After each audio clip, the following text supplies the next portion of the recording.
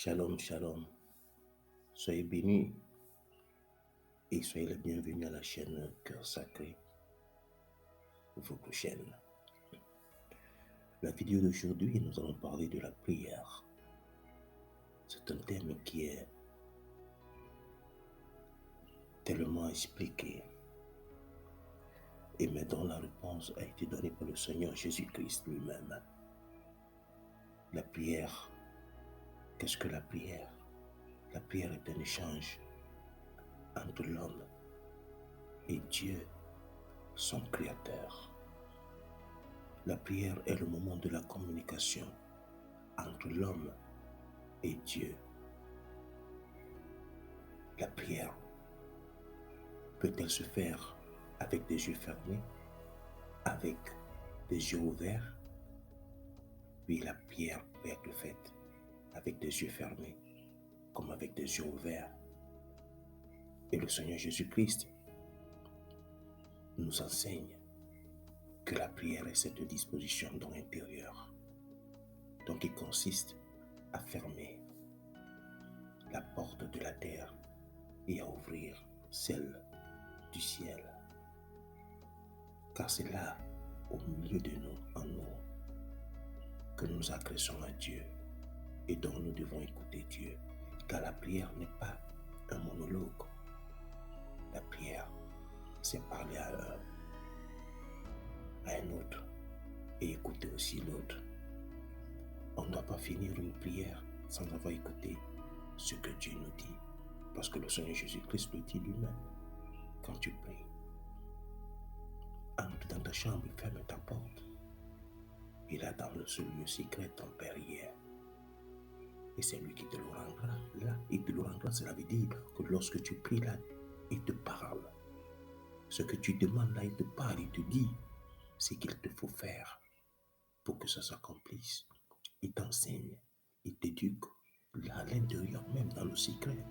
Donc quand tu pries, écoute ce que Dieu te dit à l'intérieur de toi. Il peut s'agir d'un péché, d'un mal, d'un obstacle, et que Dieu t'enseigne là que c'est cet obstacle qu'il faut enlever. Et alors tu verras accomplir ta prière. C'est pourquoi le Seigneur Jésus-Christ dit, ton Père qui est là te le rendra. Il faut être donc à mesure d'écouter aussi Dieu. Et non pas seulement parler, soit la bouche fermée mais parler dans son cœur, soit parler aussi la bouche ouverte. La prière c'est un échange. Un échange, cela veut dire qu'il y a l'aller et le retour. On donne l'ascenseur, mais il y a un retour de l'ascenseur. Et notre Dieu est là. C'est un Dieu qui parle. C'est un Dieu qui écoute. C'est un Dieu qui conseille, qui éduque, qui enseigne et qui récompense. Il récompense ceux qui l'écoutent. Et donc lorsqu'on prie, comme le Seigneur Jésus-Christ fustige ces pharisiens qui prient étant debout, cela veut dire lorsqu'on prie et qu'on veut à tout prix que les hommes sachent que nous sommes en train de prier, nous avons déjà reçu nos récompenses parce que nous avons cherché la récompense des hommes. Nous avons cherché le regard des hommes. Mais quand tu pries, entre dans ta chambre, cela veut dire oublie toutes les calamités que tu encours, que tu en souffres. Oublie toutes les séductions qui t'attirent. Oublie tous tes grades. Oublie tous les vestiges qui te plaisent. Ferme la porte dans la terre et ouvre celle du ciel afin que le Dieu créateur descende, qui est là dans toi, te parle et que tu l'écoutes. Parce que lorsqu'il y a le bruit, tu peux crier, personne ne peut t'entendre. Et même toi-même, tu ne vas pas t'entendre. Donc il faut fermer toujours l'intérieur. Il faut oublier ses peines, ses souffrances, ses angoisses, ses joies, ses plaisirs. Il faut fermer la porte à la terre et ouvrir la porte du ciel. Et Dieu qui est là dans le milieu de nous écoutera. C'est ça la prière. C'est ça, prier. Parler, on t'écoute. Mais écoutez aussi. suivre ce que l'on a écouté. Cela veut dire marcher tel que Dieu veut, parce qu'il te le dit. Lorsque tu demandes, tu agresses une demande. Il y en a des obstacles toujours. Mais nous quittons souvent nos prières sans connaître les obstacles. On croit que ça va se réaliser comme ça. Non. Dieu te dit, là sur place, les obstacles de ta prière. Il te dit ce qu'il faut faire pour que ta prière fonctionne correctement. C'est pourquoi le Seigneur nous dit, il te le rendra. Oui, il te le dit. Il te dit ce que tu veux, ce qu'il faut. Cependant donc, et au cours de notre prière, lorsque nous écoutons le Seigneur qui nous parle des obstacles de notre prière, ces obstacles peuvent émaner de nous comme de l'extérieur. Donc le plus important, il faut écouter ce que Dieu te dit pendant ta prière. Dieu te donne des consignes et te dit ce qu'il faut faire.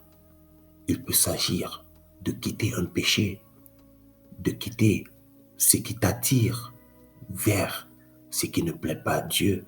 Il peut s'agir de ton esprit colérique, de ton esprit de dispute, de querelle, de tes dispositions à la vengeance, à la rancœur, à l'amour pour le sexe, l'amour pour l'argent, l'orgueil. Dieu te dit là sur place, dans ce secret, ce que tu dois faire aussi pour que tu parviennes à l'aimer. Parce que le but de la prière, c'est d'adorer Dieu, c'est de l'aimer, c'est donc de marcher tel qu'il veut. Une autre question m'a été posée, ou des questions m'ont été posées, notamment quelle position adopter, et aussi y a-t-il un temps pour prier? Pour répondre, je dirais que il n'y a pas une position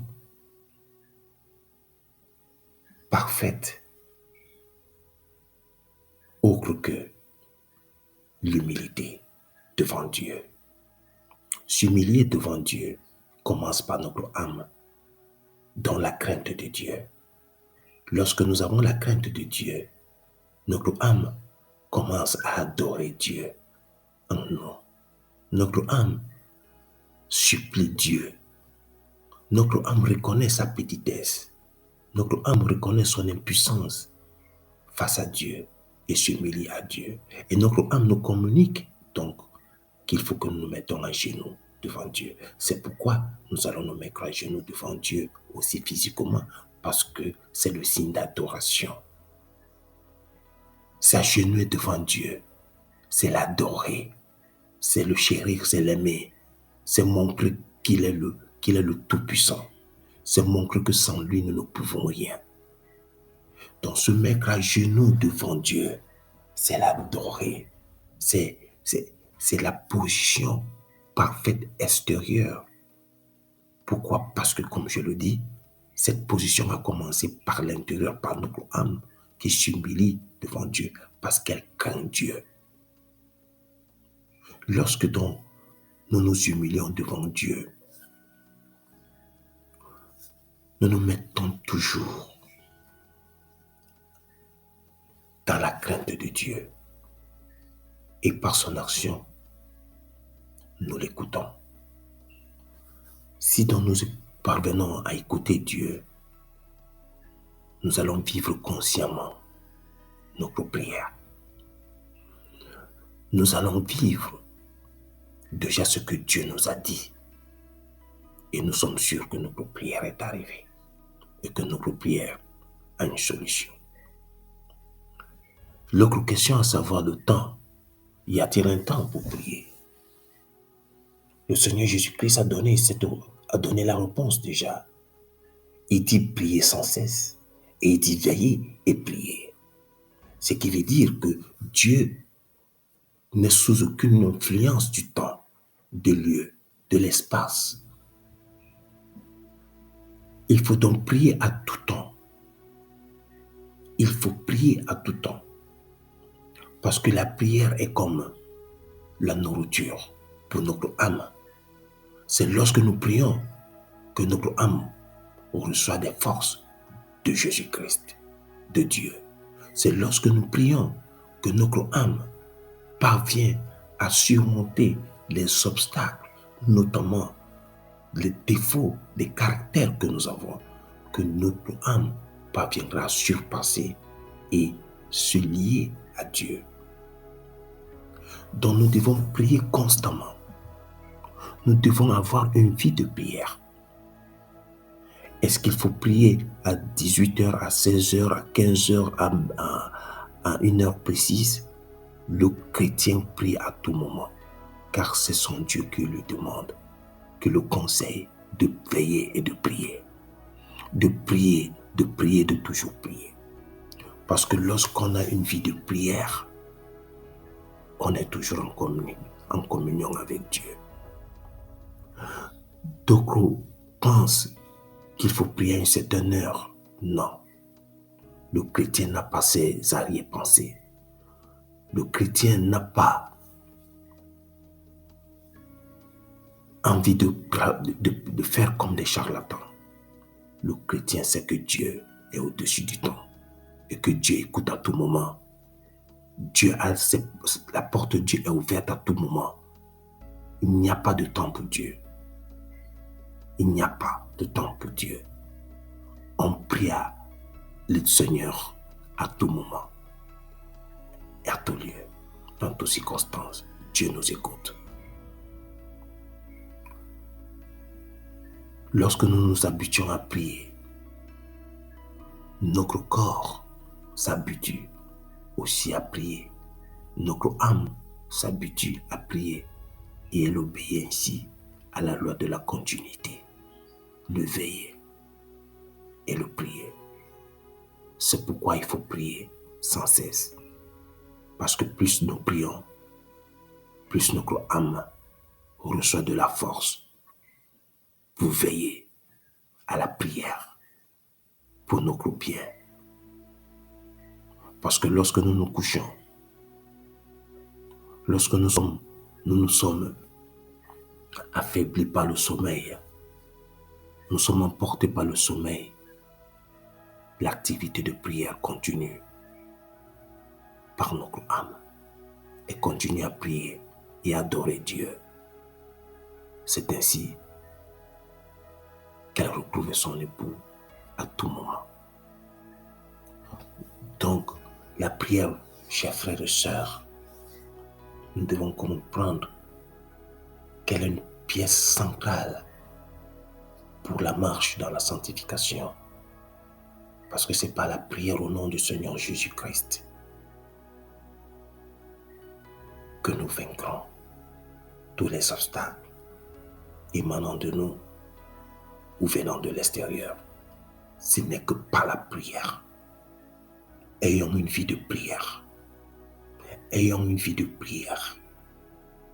Ayons une vie de prière. La prière est la clé pour recevoir l'appel de Dieu, pour écouter l'appel de Dieu. La prière est le moment où Dieu aussi communique avec nous. Parce que Dieu parle à ses enfants. Le Seigneur Jésus-Christ dit, l'heure vient, l'heure est déjà venue où les morts entendront ma voix. Cela veut dire vous, c'est moi. Et non ces morts qui sont déjà dans le sépulcre. Mais il parle de vous et de moi. Donc lorsque nous prions, ayons aussi l'attention à écouter Dieu. Car c'est là le point central. Ce que Dieu veut de nous, c'est pour notre bien. Gloire à Dieu.